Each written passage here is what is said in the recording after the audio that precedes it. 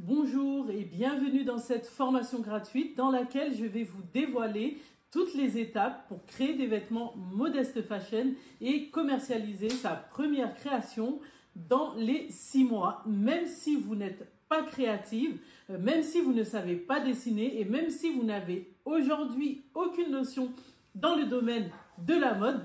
Tous les enseignements que je vais vous transmettre au long de cette formation, tout au long de cette formation, vous permettront de comprendre comment créer vous-même vos vêtements Modest Fashion.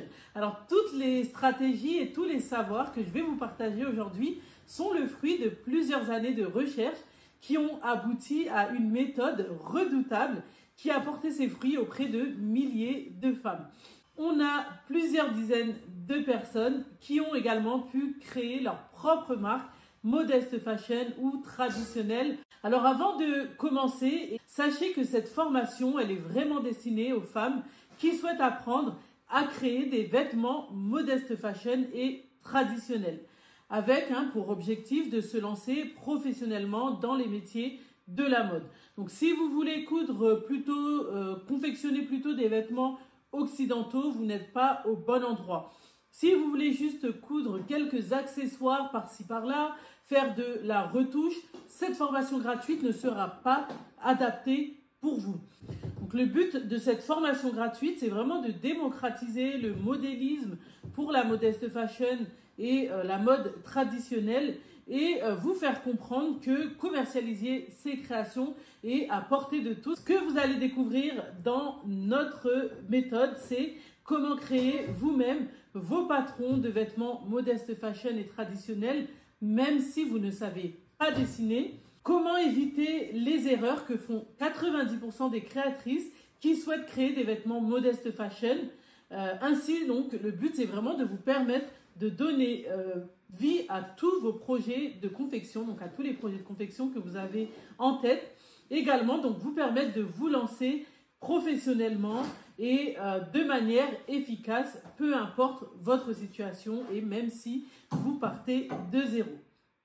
Alors avant de commencer, je pense que le plus important, c'est d'expliquer exactement ce que c'est la Modest Fashion. C'est vraiment important car ça va vraiment vous permettre de bien comprendre tous les enseignements que je vais vous apporter dans cette vidéo.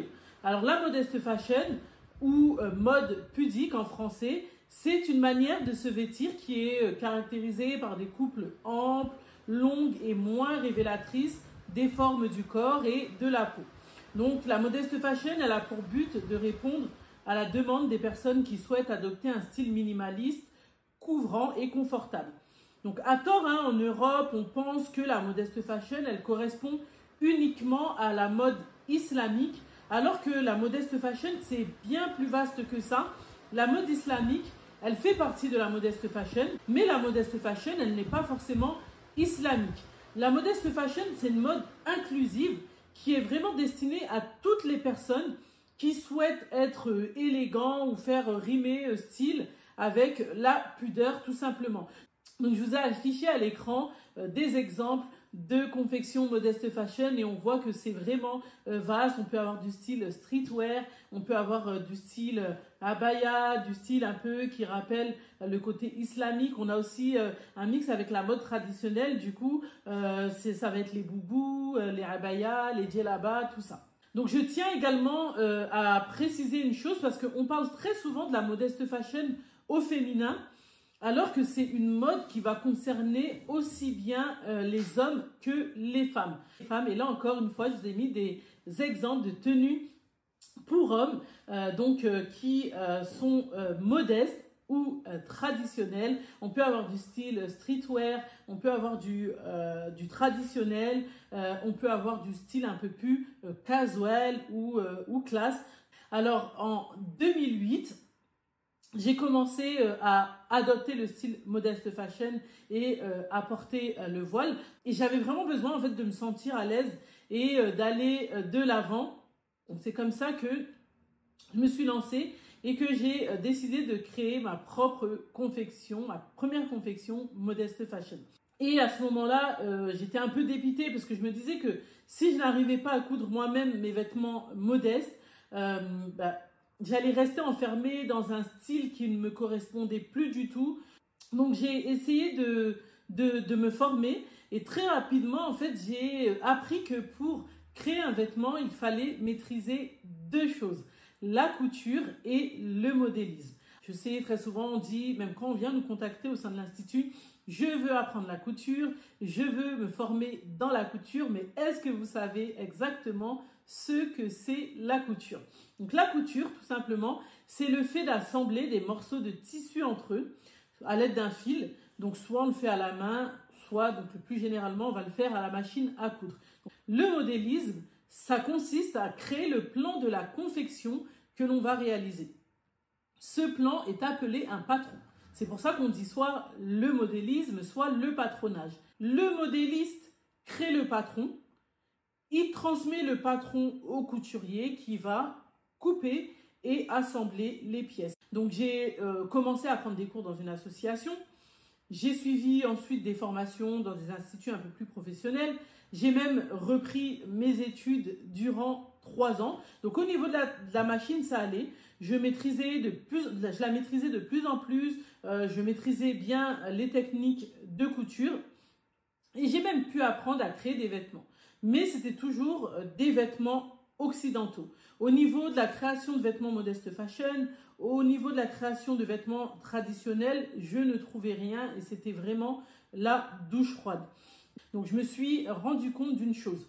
Aucune école de mode, aucun livre, aucune marque de patron n'abordait la confection de vêtements modeste fashion et traditionnels. Dans les livres de modélisme et dans les formations que j'ai suivies, en fait, j'ai découvert qu'il existait plusieurs méthodes.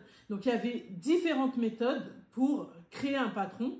Chacune avait sa propre manière de procéder pour arriver donc à la création du vêtement. Mais par contre, toutes ces méthodes, elles avaient un point commun. Elles étaient toutes dédiées au style occidental uniquement. Donc c'est en découvrant en fait qu'il existait plusieurs méthodes que j'ai pris conscience que j'avais en fait créé la mienne depuis tout ce temps et que c'était la seule dédiée à la modeste fashion et à la confection de vêtements traditionnels. Pendant toutes ces années, plutôt que de me contenter de ce que j'apprenais dans les livres ou dans les formations, j'ai par moi-même commencé à faire des tests, à faire des essais. Pendant plusieurs années, je me suis entraînée à coudre des confections modestes et traditionnelles. J'ai réalisé des dizaines et dizaines de vêtements pour hommes, pour femmes, pour enfants, dans des styles différents, plus ou moins complexes, mais toujours avec une approche modeste fashion ou traditionnelle et en utilisant ma propre manière de procéder. Et à chaque nouvelle confection, je prenais des notes de toutes les étapes, des spécificités, des mesures. J'ai tout compilé et à chaque fois que je souhaitais réaliser une nouvelle confection, je ressortais tout ce que j'avais fait et donc je l'utilisais pour réaliser donc la confection à chaque fois sur laquelle je travaillais. Donc c'est vraiment de cette manière que j'ai compris que la méthode que j'avais créée, en fait, c'était la clé pour créer des vêtements modestes et traditionnels efficacement et que la réussite de ce type de confection dépend vraiment de la méthode qu'on utilise pour créer les patronages et c'est vraiment très important. Alors, il faut savoir qu'entre-temps, j'avais aussi commencé à vendre mes créations que je réalisais avec mes propres patronages. Donc, je faisais beaucoup de ventes, mes confections plaisaient énormément. Et donc, régulièrement, j'étais sollicitée par des femmes qui souhaitaient, elles aussi, apprendre à créer des vêtements modestes et traditionnels. C'est comme ça que j'ai commencé à proposer des formations complètes. Je leur transmettais ma méthode, je leur fournissais mes propres tableaux de mesure, ceux que j'avais conçus, et je leur partageais tous mes tips, tous mes astuces, tout ce que j'avais créé à partir de mes notes et de mes différents tests. Alors mes élèves avaient de très bons résultats et beaucoup ont même commencé à créer leur propre marque et à commercialiser leur confection. Et j'étais même sollicitée par des marques pour les aider à créer les modèles de leur collection, donc toujours modestes ou traditionnels. Donc avec le temps, j'ai fini par lancer mon institut de formation l'Institut Olareya et j'ai fini par constituer une équipe de personnes pour m'aider dans la prise en charge de mes élèves qui étaient de plus en plus nombreuses. Depuis, j'ai réussi à créer des choses auxquelles je n'aurais jamais pensé au départ. Donc voilà pour cette histoire et pour bien comprendre toute l'histoire de la Modest Fashion et l'histoire de la méthode que je vais vous transmettre dans cette formation gratuite. Donc je reprends la méthodologie que l'on enseigne au sein de l'Institut Olareya avec mon équipe. Donc nous allons débuter par le premier point que je souhaite aborder dans cette formation. Nous allons parler des notions de base et de choses super importantes qui feront toute la différence lorsque vous vous lancerez dans la création de vêtements de manière concrète. Donc on va parler d'Assa, donc qui vit au Canada. Donc en 2018, elle pratiquait un peu la couture, en tout cas elle savait utiliser sa machine à coudre, mais elle n'arrivait toujours pas à créer des vêtements. Pourtant, ce n'était pas faute d'avoir essayé, et notamment des vêtements Modest Fashion. Donc à chaque fois qu'elle essayait de créer un nouveau modèle, elle bloquait au moment de travailler donc sur son tissu. Elle ne savait pas quoi faire, elle ne savait pas quelle mesure prendre, elle ne savait pas quelle forme tracer. Donc le modélisme, elle avait déjà tenté, mais elle se disait que c'était inutile dans son cas, vu qu'elle voulait coudre des vêtements Modest Fashion et traditionnels. Mais à chaque fois qu'elle se penchait sur le modélisme, tout ce qui était expliqué, c'était la création de vêtements occidentaux. Du coup, ça ne correspondait pas à ce qu'elle voulait faire et ça ne lui permettait pas d'obtenir les rendus souhaités. En se penchant un peu plus sur sa manière de procéder et en nous contactant, après avoir discuté avec nous, elle a compris que le problème ne venait pas d'elle, mais le problème venait de sa manière de pratiquer le modélisme et non du modélisme en lui-même. Donc, elle a décidé de carrément changer sa manière de procéder en utilisant une méthode dédiée à la Modest Fashion. Des mesures à la manière de procéder, tout était différent. Avec cette méthode de modélisme vraiment dédiée à la Modest Fashion, Assa, elle s'est réconciliée avec le modélisme. En quelques semaines, elle a réussi à réaliser ses premiers vêtements en autonomie. Elle a compris que la création de vêtements nécessitait vraiment de maîtriser plusieurs disciplines et pas juste de savoir utiliser sa machine à coudre et surtout qu'il fallait utiliser une méthode adaptée. Donc qui dit méthode adaptée, ça implique beaucoup de choses derrière et tout ça je vais vous l'expliquer maintenant. Donc commençons par la méthode de patronage, la coupe à plat. Précédemment, donc je vous ai expliqué les deux principales étapes pour créer un vêtement. On a le modélisme qui consiste à créer le patron et on a la couture. Donc au niveau du modélisme, il y a plusieurs méthodes pour créer un patron. Les deux principales méthodes, c'est la coupe à plat et le moulage. Nous, ce qui nous intéresse, c'est la coupe à plat parce que c'est la méthode la plus utilisée et c'est celle que je vous recommande. C'est le fait de tracer le patron à plat sur papier d'après un tableau de mesure standard ou d'après des mesures prises sur la personne. On a un tailleur qui s'appelle Alexis Lavigne. En 1841, après plusieurs années de recherche, plusieurs années de tests, il a publié sa première méthode de modélisme, donc qui était appelée méthode du tailleur, qu'il enseignait dans l'école qu'il avait créée la même année. Donc cette méthode, elle consistait à prendre les mesures d'une personne, puis d'après ces mesures, créer le patron à plat sur papier. On devait donc bien partir des mesures de la personne pour créer le vêtement et pas le contraire, comme le faisaient tous les tailleurs à cette époque. Donc voilà comment est née la coupe à plat. Donc c'est un homme qui a vu qu'il y avait des problèmes, qui a vu que dans les méthodes, dans la manière de procéder existante, ça n'allait pas, qui a fait des tests, qui a fait des années de recherche et qui a compilé tout ça dans des ouvrages et qui a commencé donc à transmettre sa méthode. Ça vous rappelle peut-être l'histoire que je vous ai racontée en début de cette vidéo. C'est exactement la même histoire que la mienne, mais pour ma part, ça concernait vraiment la Modest Fashion.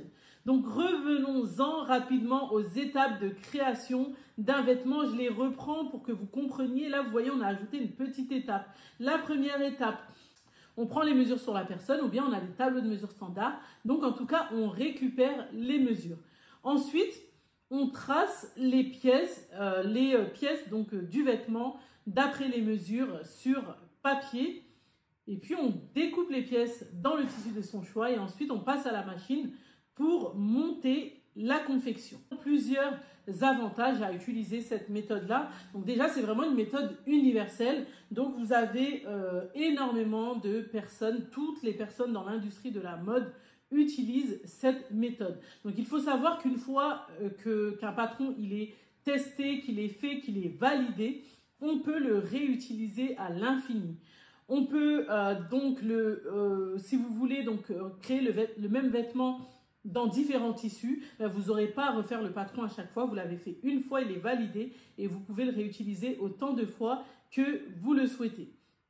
Un patron, on peut fait sur papier, donc on peut le décliner en plusieurs tailles sans avoir à refaire toutes les étapes de zéro. Donc il y a une technique, c'est la gradation qui permet de passer d'une taille à l'autre sans avoir à tout recommencer.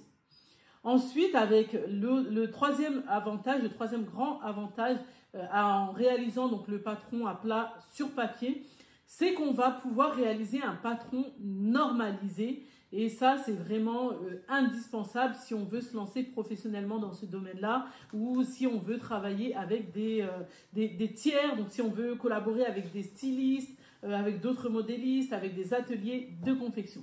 Donc, qu'est-ce que c'est au juste un patron normalisé? Donc, c'est en fait, un patron normalisé, c'est un patron sur lequel on va mettre des signes universels, donc sur le papier, qui vont donner des indications. Donc là, comme on peut le voir à l'écran, on voit qu'on a le patron sur papier, on a plusieurs morceaux et on a des indications, on a des chiffres, on a des petits pictogrammes, on a des petits signes, on a des choses qui sont écrites. Donc ça donne des indications sur le vêtement, sur chacune des pièces du vêtement. Il faut qu'on puisse identifier les pièces, donc indiquer que là il s'agit de la poche, que là il s'agit du devant, que là il s'agit du dos. On a également des indications sur la manière dont on va placer le tissu pour la découpe. On a des éléments pour savoir comment on va bien positionner les pièces au moment de la couture. On a aussi des indications pour savoir où on va placer les éléments, à quel endroit du devant on doit placer la poche, la fermeture ou toute autre technique qu'on veut réaliser. Donc, avec un patron normalisé, n'importe quelle personne du domaine, peu importe son pays dans le monde, elle va comprendre ce que vous avez voulu dire. Parce que ces signes-là, ils sont universels. C'est-à-dire que même si vous créez votre patron, vous utilisez certains pictogrammes, certaines indications, certains signes qui sont normalisés, c'est-à-dire qui répondent à une norme. Vous allez travailler avec un atelier de confection au Japon, au Maroc, en Turquie, au Zimbabwe. Ils vont pouvoir lire votre patron, ils vont comprendre parce que ce sont des signes universels.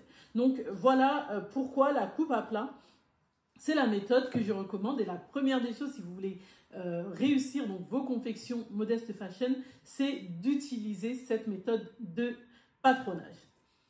La deuxième des choses, c'est les mesures et l'aisance. Et là, c'est super important. Selon le modèle à effectuer, je vous l'ai dit précédemment, je vous l'ai expliqué, je le répète, on doit connaître des mesures. On doit prendre des mesures sur la personne. Donc déjà, il faut savoir que pour débuter, le plus simple, c'est de travailler à partir de tableaux de mesures standards. Quand on travaille à partir de tableaux de mesures standards, on utilise la méthode prêt-à-porter.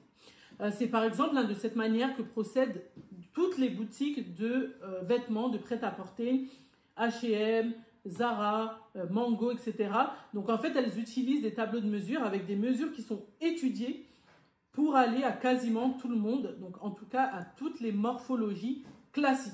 Ces tableaux de mesures-là, vous pouvez en trouver assez facilement sur Internet. Vous tapez tableau de mesure standard femme, tableau de mesure standard homme et vous allez trouver des tableaux de mesure. Là, c'est le premier point, c'est qu'il faut des mesures que vous prenez soit dans un tableau de mesure, soit que vous prenez directement sur la personne si vous voulez travailler en sur-mesure. Une fois qu'on a pris les mesures, on doit y ajouter des mesures appelées donc l'aisance. En fait, ce sont des mesures de confort qui vont permettre de porter le vêtement, qui vont permettre de s'y sentir bien et pour la modeste fashion, qui vont nous permettre d'avoir l'amplitude souhaitée, d'avoir vraiment ce côté ample et large qui va convenir et qui va nous donner une coupe justement qui va être adaptée à la modeste fashion. Dans toutes les méthodes de modélisme classiques, donc qui sont destinées justement à la confection de vêtements le plus près du corps possible, on a des mesures d'aisance qui sont destinées à la création de vêtements le plus près du corps possible. Et ça, quand on veut faire de la modeste fashion, on va se retrouver avec des problèmes et des difficultés. En fait, on va se retrouver avec un vêtement qui ne sera pas adapté au style que l'on souhaite réaliser. Ensuite, donc, on a beaucoup plus de mesures à prendre et beaucoup plus de calculs et de formules mathématiques qui vont être hyper compliquées quand on veut faire des vêtements proches du corps. Et du coup, ça fait qu'au moment du patronage, on va avoir beaucoup plus de techniques à faire, beaucoup plus de travail quand on va monter le modèle à la machine.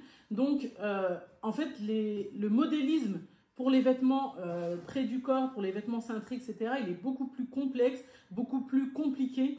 Et au final, il nous amène des choses inutiles dont on n'aura pas besoin dans la modeste fashion. Donc, il faut savoir que dans tous les livres, dans tous les cursus existants aujourd'hui, c'est toujours la même chose. Aucune des mesures d'aisance, aucun des modèles n'est adapté à la modeste fashion. Dans notre cas, quand on veut créer des modèles modeste fashion, j'appuie vraiment dessus. Il faut utiliser donc une aisance ou des tableaux de mesure incluant une aisance qui va être adaptée à la modeste fashion. Sinon, vous n'aurez pas les modèles que vous souhaitez. Ce sera trop près du corps, ce ne sera pas adapté au style modeste fashion et vous allez avoir beaucoup plus de techniques à faire et beaucoup plus de calculs. Donc attention aux mesures et à l'aisance. Deuxième point très important. Pour la modeste fashion, je préconise l'utilisation de mesures fixes. C'est vraiment très très important. Donc les mesures fixes, en fait, elles vont faciliter la construction de patrons et de vêtements modestes. Donc c'est quoi des mesures fixes? En fait, des mesures fixes, c'est une mesure que l'on va prendre. Peu importe la taille de la personne, cette mesure restera la même. Par exemple, pour tracer des profondeurs ou des largeurs d'encolure, on se rend compte que dans les méthodes classiques, on nous demande de faire énormément de calculs ou de prendre énormément de mesures pour qu'au final, on se retrouve avec toujours la même chose, à peu près à 1 ou 2 mm près. Mais dans la modeste fashion, c'est 1 ou c'est 2 mm. Ils ne sont pas importants vu qu'on va avoir besoin d'une certaine ampleur ou d'une certaine longueur. Donc, on va utiliser des mesures fixes. Ça va nous permettre en fait de réduire la prise de mesure, de réduire les calculs et donc d'avoir moins de complexité lors de la réalisation de notre patron. Donc, il faut vraiment comprendre que le prêt-à-porter et le sur-mesure, c'est vraiment différent. Quand vous allez travailler en sur-mesure, à la limite, vous allez prendre des mesures directement sur la personne et vous allez créer le vêtement et un vêtement qui sera vraiment adapté pour cette personne-là. Quand vous travaillez en prêt-à-porter, on va prendre une morphologie standard. Donc, on va dire que c'est quasiment on a une morphologie pour les femmes standard. On a une morphologie standard pour les hommes et à partir de ça, on va définir des mesures. Donc là, dans l'exemple que je vous ai affiché à l'écran, on comprend qu'en standard, on va prendre une mesure fixe de 100 cm pour un pantalon femme. Quand vous allez aller dans le commerce, en général, vous allez vous rendre compte que même si vous faites une taille 38 ou une taille 40 ou une taille 42 ou une taille 44, la longueur du pantalon, elle sera toujours la même. Ça sera une longueur de 100 cm.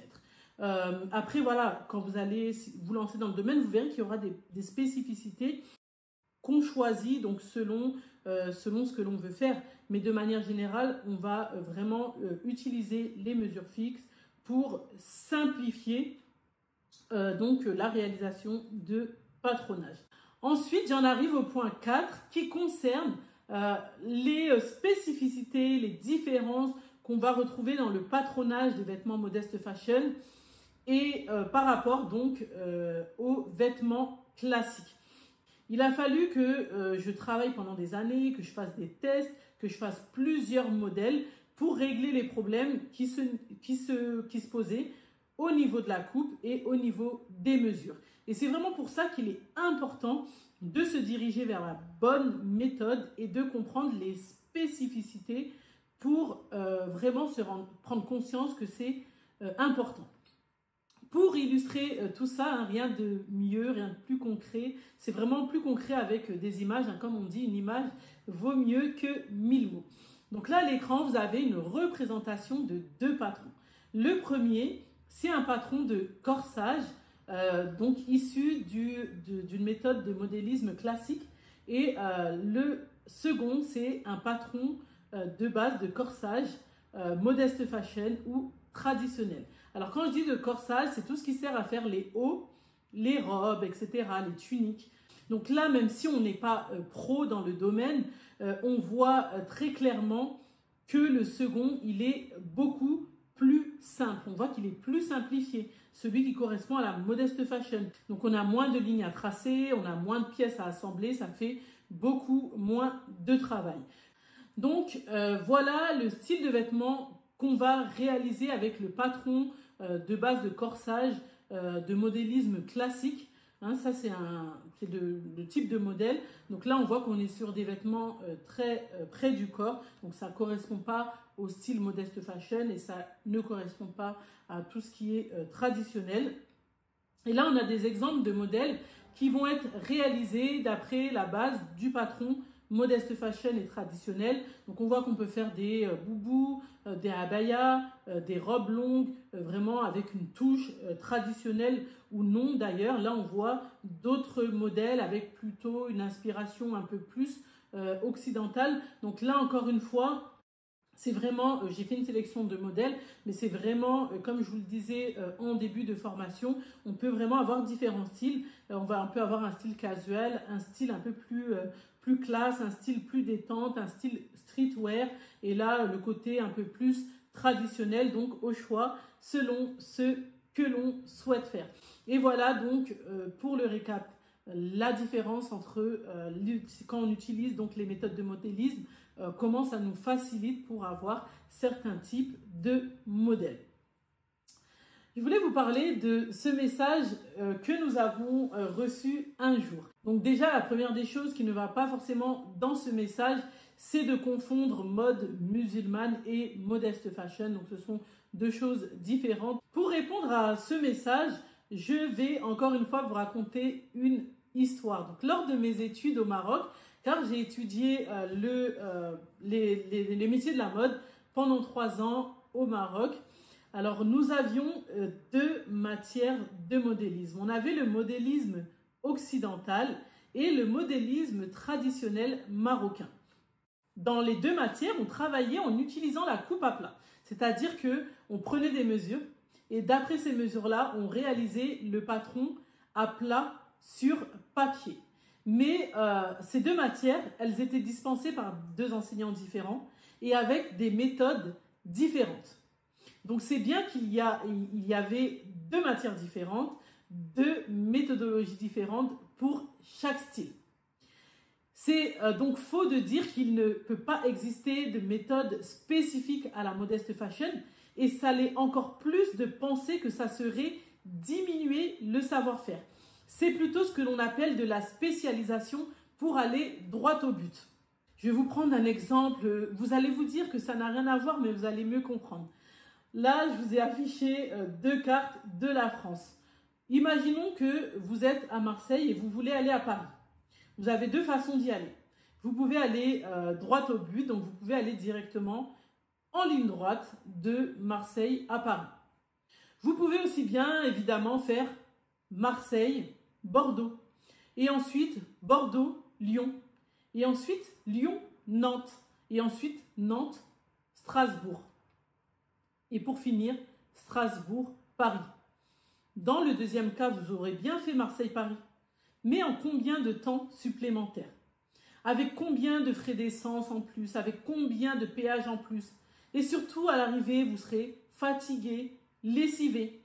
Donc, même là, si je vous pose cette question, est-ce que ça vous paraît logique de faire ça? Mais vous allez me répondre non, tout simplement parce que c'est inutile. Avec le modélisme, c'est le même principe. Pour arriver à une confection modeste fashion efficacement, il faut utiliser une méthode dédiée, tout simplement comme le font les écoles qui comprennent qu'il faut une matière spécifique pour le modélisme occidental avec une méthodologie spécifique et une matière pour le modélisme traditionnel et qui est le cousin de la modeste fashion pour y arriver plus efficacement. Donc sachez que c'est comme ça, à chaque fois qu'il y a une nouveauté qui arrive, à chaque fois qu'il y a une révolution, à chaque fois que des personnes sont ancrées dans une manière de faire, qu'elles ont appris comme ça et qu'on leur ramène une nouvelle chose qui vient un peu dans leur tête casser tout ce qu'elles ont appris, elles vont commencer à dire que c'est n'importe quoi, commencer à dire que c'est ridicule. Donc si vous comprenez pour votre part dès maintenant qu'il faut vous spécialiser dans la modeste fashion pour maîtriser ce type de confection, alors vous allez faire partie des précurseurs pendant que les autres vont se dire c'est ridicule, pendant qu'ils vont se dire que c'est inutile, vous allez vous spécialiser et vous allez réussir à créer vos confections modeste fashion. Alors sachez qu'il y a beaucoup de personnes qui sont passées par là. C'est pas juste de la théorie, d'accord? Il y a du concret. Donc là, on a quelques témoignages de personnes qui ont testé, qui ont utilisé la méthode de modélisme. Donc, on va prendre vraiment les parties les plus importantes. Donc, elle nous explique qu'elle était autodidacte en couture et qu'elle a décidé de prendre des cours au sein d'une association pour consolider ses bases. Donc, concernant la partie patronage, elle n'a pas réussi à se former car il y avait trop de méthodes, des calculs différents en fonction des livres ou des écoles. Et de plus, elle ne voulait plus dépendre des patrons du commerce car niveau morphologie, au niveau des coupes et des modèles, ça ne correspondait pas à chaque fois. Il lui fallait modifier en termes d'aisance, en termes d'ampleur pour avoir le rendu souhaité. Donc elle a choisi de s'inscrire au sein de l'Institut Olarea car déjà en termes de philosophie et de valeurs, cela correspondait. Donc voilà un exemple d'une personne qui a essayé de se former au sein d'associations ou dans des livres, mais qui ne trouvait pas de modèle qui soit spécifique. On a donc un deuxième témoignage d'une personne qui a testé la méthode de modélisme. Donc elle nous dit, elle m'a beaucoup apporté cette méthode car c'est pile poil ce que je recherchais, vêtements modestes, tendance. Maintenant, je visualise mieux les différentes parties d'un vêtement, l'assemblage, les transformations et les retouches possibles. Donc voilà pour le témoignage de Modima. On a un autre témoignage, donc celui de Baya, qui est passé par là également, bref, qui nous dit que la méthode est vraiment redoutable. Et pourtant, elle en a fait des cours, même auprès de grandes écoles de mode renommées, qui proposaient même donc, des modules spéciales pour la modeste fashion. Donc, selon elle, la méthode de modélisme modeste fashion Olarea est unique et de loin la meilleure. Après, tout dépend de l'objectif de chacun. Alors, voilà, c'était quelques témoignages un peu pour continuer de répondre à ce message ou à ces personnes qui pensent qu'il suffit d'apprendre n'importe quelle méthode de modélisme et qu'on va réussir facilement et efficacement à créer des vêtements, des confections modestes et traditionnelles. Le but, c'est vraiment de vous faire comprendre qu'il faut se spécialiser.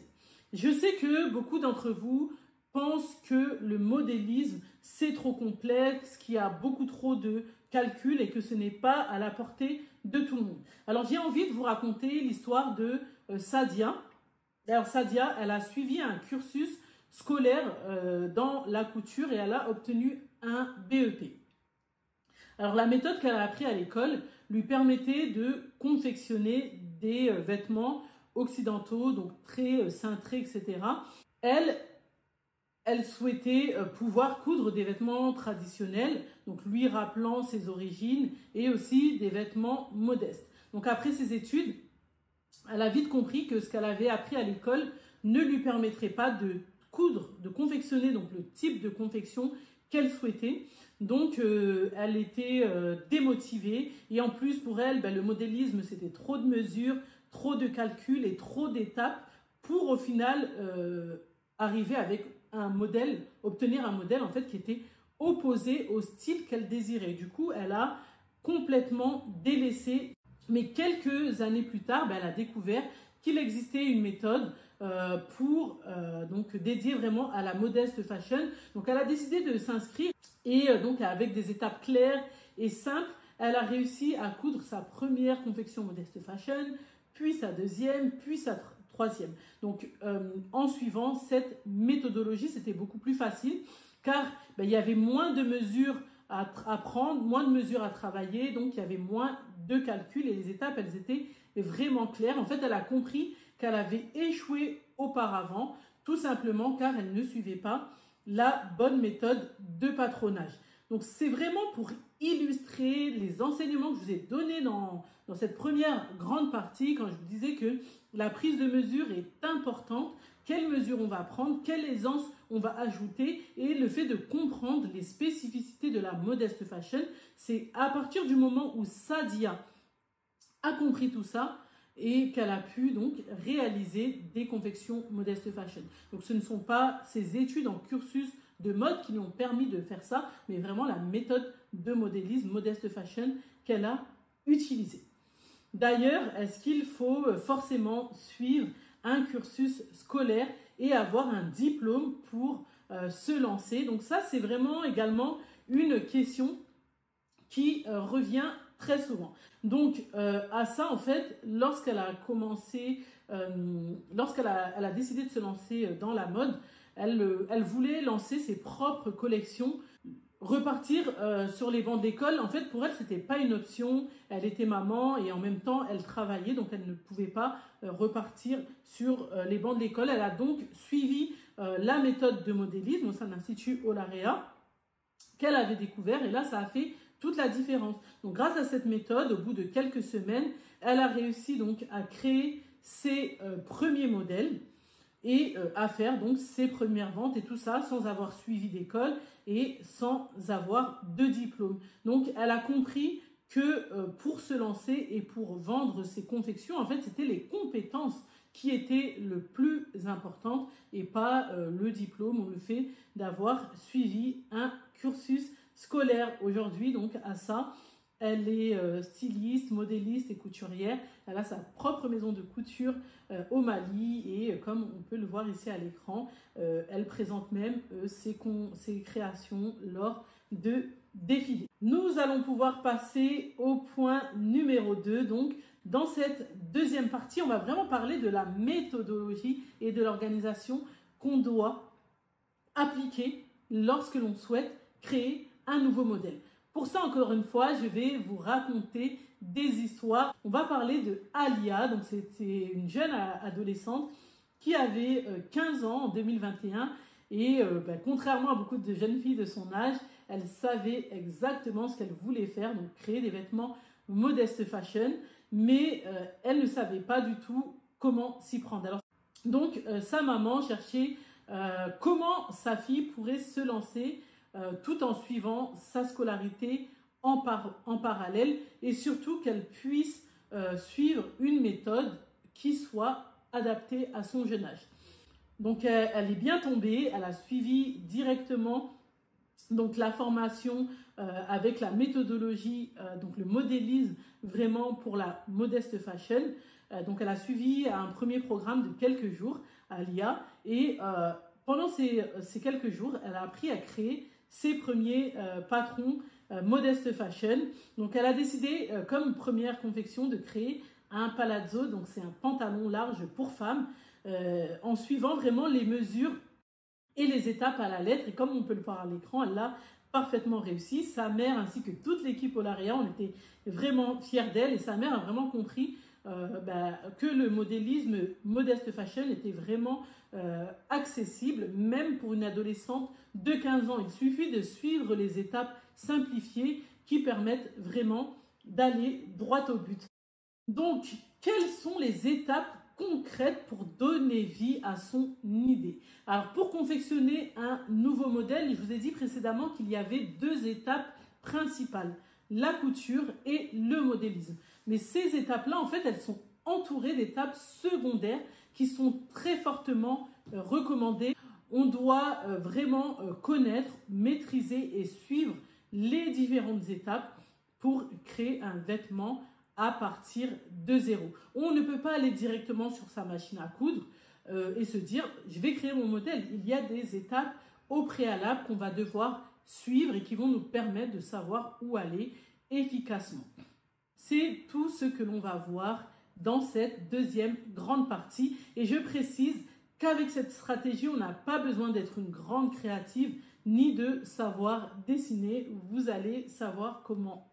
Donc la première grande étape, lorsque l'on souhaite créer donc une confection, c'est l'étape de l'inspiration ou l'étape de l'imagination. Parfois, on va avoir déjà une idée en tête. On n'a pas forcément une idée précise, mais on sait à peu près ce que l'on veut faire. Donc dans ce cas-là, il faut préciser tout ça. Si on n'a pas d'idée, il va falloir aller chercher un peu. Et il faut savoir que les idées, ça ne vient pas forcément tout seul. On va s'inspirer par plein de choses autour de nous. On va s'inspirer des vêtements que l'on a déjà, des vêtements que l'on a vus sur certaines personnes, des vêtements que l'on a vus au magasin. On peut s'inspirer de tous ceux qui nous entourent. À l'ère des réseaux sociaux, on peut aussi aller s'inspirer sur Pinterest, sur Instagram, etc. Alors pour structurer ces idées, dans un premier temps, on va faire ce que l'on appelle un mood board ou tableau d'inspiration en français. Alors ça, on peut le faire sur un mur de chez soi. On va pouvoir coller des morceaux de tissu dans la matière ou les couleurs de son choix. On peut découper dans des magazines des modèles ou imprimer des modèles qui nous plaisent ou qui correspondent au style que l'on veut faire et les coller. Donc ça va nous donner un tableau d'inspiration. Ou bien on peut le faire digitalement sur un logiciel comme Canva par exemple, qui est gratuit. Donc un mood board comme les images qu'il y a affichées à l'écran. Une fois qu'on s'est inspiré, qu'on a fait son mood board, qu'on connaît le style, qu'on veut adopter, les couleurs, l'univers, etc. Donc la deuxième étape va être de réaliser une fiche ou un dossier confection. Alors cette étape, elle est super importante. Donc avoir une idée c'est bien, mais pour lui donner vie à cette idée, il faut vraiment du concret. Donc cette étape, elle va vraiment vous éviter des problèmes comme de faire des erreurs au moment du patronage, comme de perdre du temps au moment où vous allez commencer à travailler. Elle va aussi donc vous permettre de vous passer de croquis et de dessins si vous ne savez pas trop dessiner. Donc le dossier technique, la fiche technique, en fait c'est la notice qui va présenter le modèle en détail et qui va expliquer comment le réaliser de A à Z. Donc on va y mettre une description générale du vêtement, puis une description détaillée de chaque partie. Il faut savoir exactement comment seront les manches, comment sera le devant, comment sera le dos, est-ce qu'on va avoir des poches, si on a des poches, à quel endroit on va mettre ces poches, la manche, est-ce qu'elle sera bouffante, comment sera l'encolure, etc. Si vous n'avez pas ces détails-là, vous ne pouvez pas réaliser le patron parce que vous ne saurez pas quoi faire. Vous pouvez totalement réaliser des confections sans avoir réalisé d'abord de dessin technique. À partir du moment où vous remplissez parfaitement la fiche technique, vous y marquez tous vos détails, vous pouvez ajouter des photos. Alors allez sur le net et cherchez des photos et à côté de votre description, vous mettez la photo, donc ça vous permettra d'illustrer un peu ça. Vous pourrez totalement vous passer de dessin et de croquis. Donc si vous voulez évoluer professionnellement par la suite, sachez que la fiche technique ou le dossier technique vous permettront de pouvoir collaborer avec des professionnels du domaine sans problème. Une fois que la fiche technique ou le dossier technique sont réalisés, on va pouvoir passer à l'étape suivante. Donc c'est l'étape du patronage. Alors ici, tout simplement, on applique la méthode de modélisme Modest Fashion pour commencer vraiment à encore plus concrétiser son idée. Donc une fois que cette étape elle est validée, donc le patron il est terminé, on va pouvoir assembler les pièces que l'on a coupées donc à la machine à coudre. Donc là vous voyez vraiment que c'est la dernière étape. Donc quand vous entendez souvent qu'on parle juste de couture, qu'on dit je veux apprendre la couture, je veux savoir coudre, etc. Ben là on voit que la couture en fait c'est la dernière étape du processus. Si on sait coudre et qu'on ne connaît pas le modélisme, on va dépendre de patrons qui ont été réalisés par d'autres personnes. Et on ne pourra pas créer de modèles qu'on a imaginés nous-mêmes. Donc là, voilà, je vous ai affiché une petite image à l'écran pour vous montrer la différence entre voilà, le patronage et la confection une fois qu'elle est réalisée. Ici, on a un autre exemple donc avec les étapes 2, 3 et 4. En premier, on a l'affiche technique. Ensuite, on a le patronage qui a été réalisé par une apprenante de l'Institut Olaréa. Ensuite, on voit les prototypes qu'elle a réalisés donc, dans des tissus différents. Donc là, c'est notre manière de procéder. Vous voyez, elle a utilisé des tissus différents pour voir un peu ce que le rendu en fait dans chacun des tissus. Ça, on peut aussi le faire si on n'est pas sûr du tissu qu'on veut utiliser. Et au final, voici le modèle qui a été finalisé, D'ailleurs, la créatrice de TS Signature, elle ne maîtrise pas du tout le dessin. Le point sur la créativité, il revient tellement que je voulais vraiment vous raconter l'histoire de Genia. Donc Genia, c'est la créatrice de la marque Dido Balenciaga. Au début, elle a décidé de se lancer dans la couture juste pour un loisir, à savoir qu'elle n'était pas créative du tout, elle n'a jamais excellé dans les matières artistiques, etc. Mais elle a très vite compris en fait qu'il suffisait d'avoir des idées et de reproduire ce que l'on voyait en y apportant sa touche. Donc elle s'est retrouvée à avoir des idées, à imaginer et à créer des nouveaux modèles. Donc elle a compris que la créativité n'est pas forcément innée, mais qu'il y a différentes manières de la stimuler. Une autre chose qui revient aussi très régulièrement, c'est le dessin. On associe très souvent la création ou la confection au dessin. Et c'est tout à fait normal parce que dans le stylisme, c'est une compétence qui est très recommandée, mais elle n'est pas obligatoire. Et là, je voulais vous parler de l'histoire de Nadia. Elle souhaitait créer des modèles modestes pour femmes, mais elle avait vraiment des idées précises, mais elle ne savait pas du tout dessiner. Elle nous a contactés et elle nous a envoyé, donc comme je le disais précédemment, des détails donc des écrits très détaillés. On peut le voir, on a l'échange de photos et de textes qui a permis d'aboutir à la fiche technique. Ensuite, on a le patronage qui a été réalisé et on a le premier prototype qui a été donc réalisé dans la toile à patron. Et ici, on peut voir le modèle définitif qui a été commercialisé. Alors, il y a d'autres personnes, encore une fois, qui sont passées par là, par le fait de se dire il faut forcément être créative, il faut forcément savoir dessiner et qui se sont dit voilà, je vais aller chercher plus loin que ça et voir si c'est possible. Donc là, on a le témoignage d'une apprenante. La partie la plus importante, c'est elle explique bien que si elle a un modèle en tête, qu'elle sait imaginer, elle peut le faire même sans savoir dessiner. Avec la méthode qu'on apprend, elle a une astuce qui permet de comprendre toutes les bases du modélisme et de la création de patrons en quelques jours seulement. Et précédemment, elle disait que ça permet d'être autonome dans la réalisation donc, des confections qu'on a en tête. On a d'autres témoignages, donc en tout cas merci, les vidéos sont très claires. En 2 semaines, j'ai pu confectionner. On a un autre témoignage, donc je ne regrette rien du tout. Le programme est hyper complet. Je pense que la majorité des personnes cherchent ce genre de programme. Rien n'a été oublié, mais vraiment rien.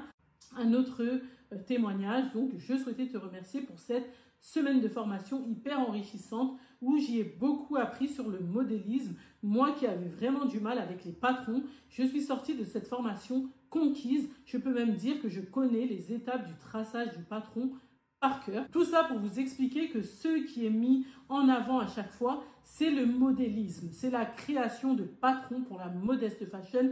Le dessin n'est pas obligatoire et la créativité non plus.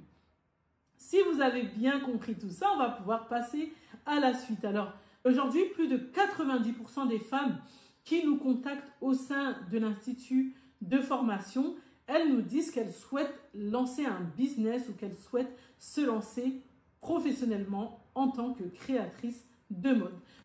On va donc en parler dans la troisième grande partie de cette formation. Je vais vous transmettre les 4 stratégies efficaces pour lancer sa marque en partant de zéro. En 2018, le marché de la modeste fashion, il valait 283 milliards de dollars. En 2024, on a une prévision à 402 milliards de dollars. Donc là, on a un graphique qui représente l'évolution des recherches avec le mot modeste fashion sur Google entre 2009 et 2019. C'est-à-dire en fait le nombre de fois qu'une personne va sur Google et tape modeste fashion. On voit clairement comment ça ne cesse d'augmenter.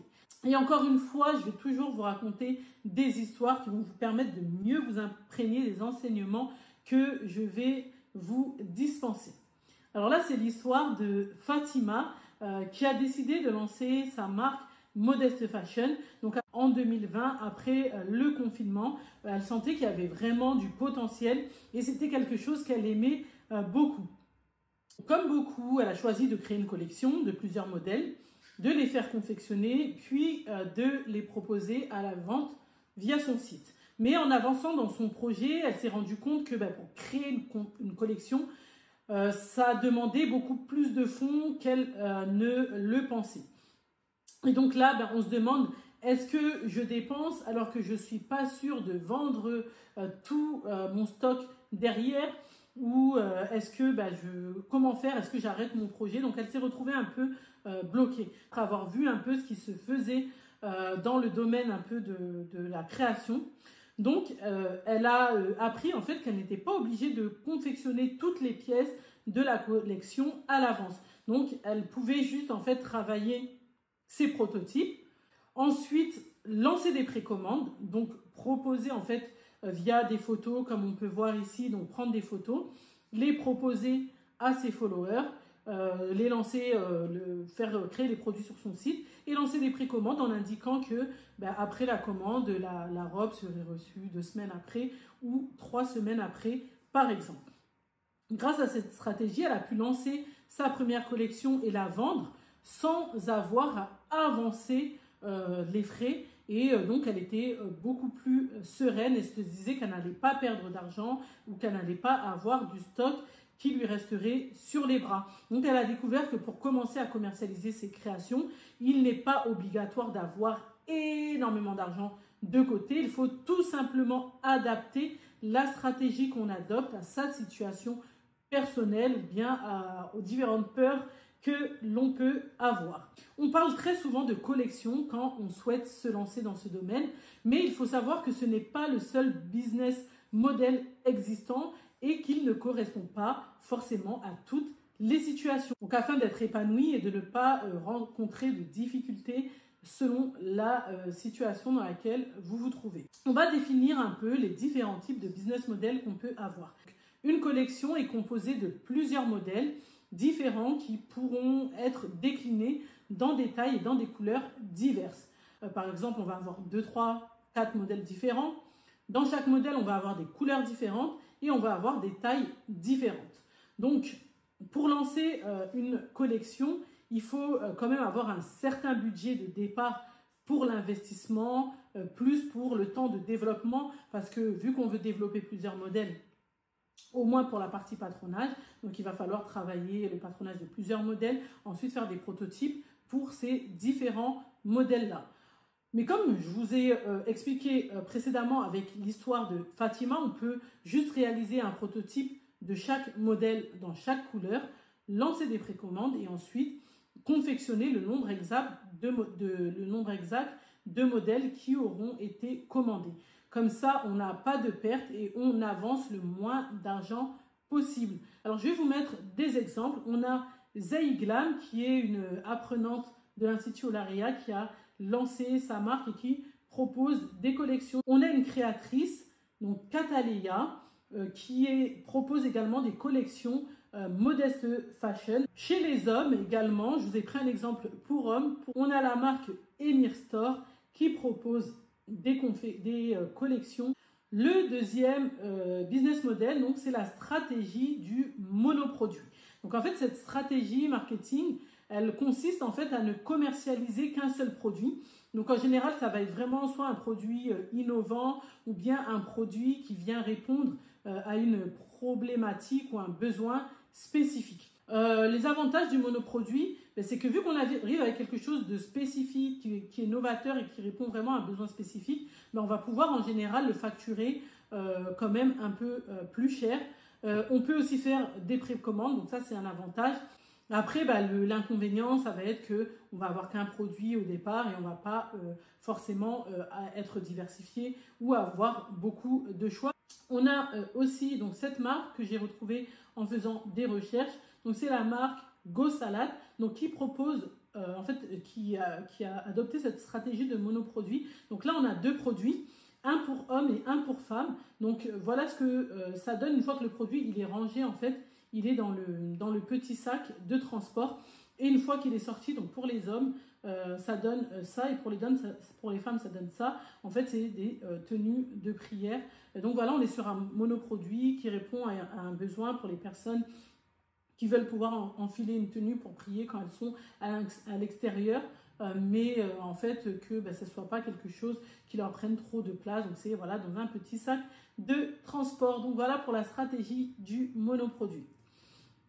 Ensuite, on a le sur-mesure. Donc, le sur-mesure, il s'agit tout simplement en fait de confectionner un modèle sur-mesure ou un modèle personnalisé pour chaque cliente. Donc, l'avantage en fait, c'est que on va facturer plus cher parce que c'est quand même plus de travail. Donc, on facture plus cher. Ça a aussi une valeur perçue en plus grande. Ça, c'est vraiment un des avantages. Et en fait, si on n'aime pas la monotonie, c'est top aussi de travailler sur des sur-mesures parce qu'on va toujours avoir des modèles différents selon les clientes qui vont chacune ramener leur touche, etc. Aussi, l'avantage aussi avec le sur-mesure, c'est qu'on n'a pas de frais à l'avance. Donc, on peut à la limite montrer de styles de modèles qu'on fait. Et après, en fait, avec chaque cliente, donc on va devoir faire justement une fiche technique pour savoir exactement ce qu'elle veut faire. Et à partir de là, on pourra prendre la commande et juste après, en fait, aller acheter les fournitures, donc selon ce que la cliente aura demandé. Et donc, de ce côté-là, c'est vraiment top. Après, les inconvénients, ça peut être à chaque fois d'avoir besoin de refaire un nouveau patron si on n'aime pas trop ça. Quand on fait des collections d'autres modèles, on a un patron, on peut le refaire à chaque fois, voilà, le même patron. Donc là, ça peut, voilà, on doit toujours refaire le patron. Et un des inconvénients qu'on peut avoir aussi quand on fait du sur-mesure, ça peut nécessiter en fait de faire des essayages et c'est beaucoup plus long en fait. Donc forcément, on facture plus cher, mais on passe aussi plus de temps sur un modèle. Donc, en exemple pour du sur-mesure, j'ai trouvé cette jeune créatrice, donc Damia Bellal, qui propose des confections de robes de mariée modeste fashion. Donc voilà ce qu'elle réalise. Donc, il faut savoir qu'au niveau de la facturation, il me semble qu'on est à partir de 500 €. Donc on voit que même si ça va prendre plus de temps à travailler dessus, etc., ce sont vraiment des modèles qu'on peut facturer plus cher. Donc là, pour le dernier business model, alors c'est vraiment inédit, pas du tout commun, mais c'est quelque chose qui marche très très bien. L'émergence des nouvelles technologies redéfinit vraiment les métiers de la mode. Les stylistes, les créateurs, les couturiers, les modélistes Il ne se limite plus à vendre des créations. On a tout ce qui est la création, par exemple, de patrons. Donc, on peut créer des patrons et les vendre. Donc, on peut créer des patrons sur papier, les faire imprimer pour nos clients et les vendre. On peut aussi créer des patrons digitaux en PDF et les vendre. On peut créer des blogs et donc faire de l'affiliation ou diverses choses pour gagner de l'argent grâce à son blog. On peut se lancer dans l'enseignement, on peut se lancer dans énormément de choses qui ne sont pas forcément la vente de création. Donc voilà pourquoi j'ai voulu quand même ajouter ce dernier business model.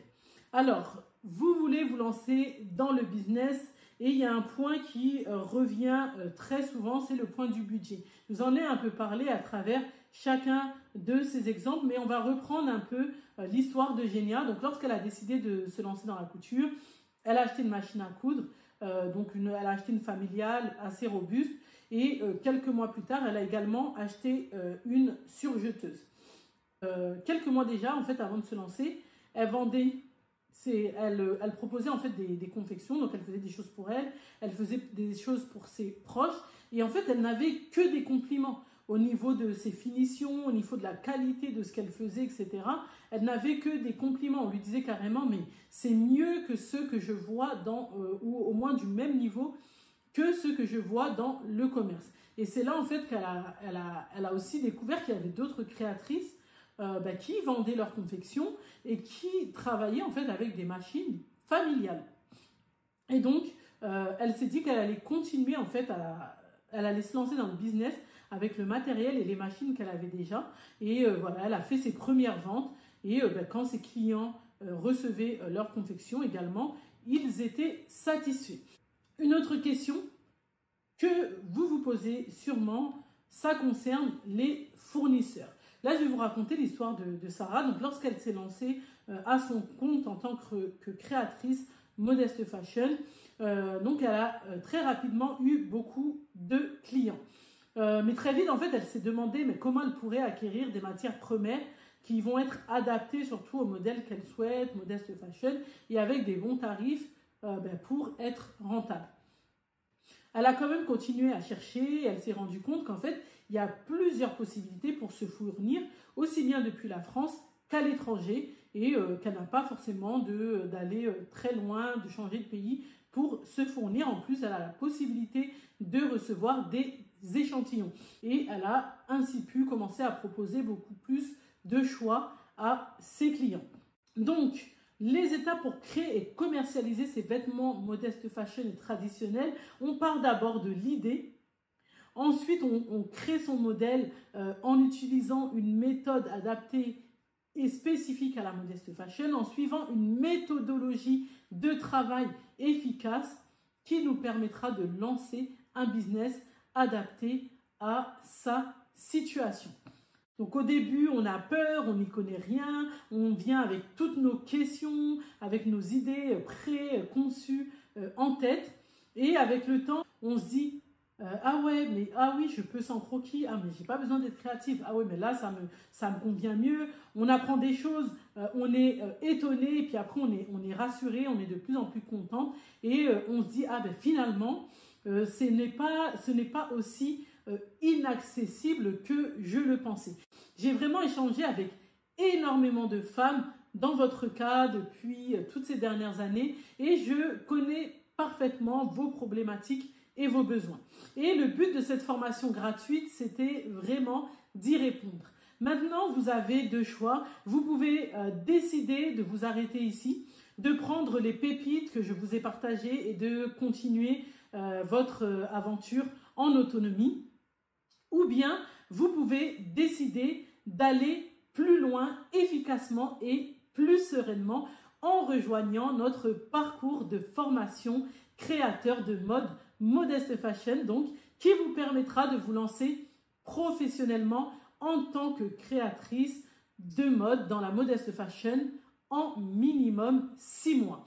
C'est vraiment un programme dans lequel nous avons regroupé la méthode de modélisme et la méthodologie de travail qui vous permettront de pouvoir créer vous-même vos propres vêtements Modest Fashion et traditionnels en autonomie et de commercialiser votre première création.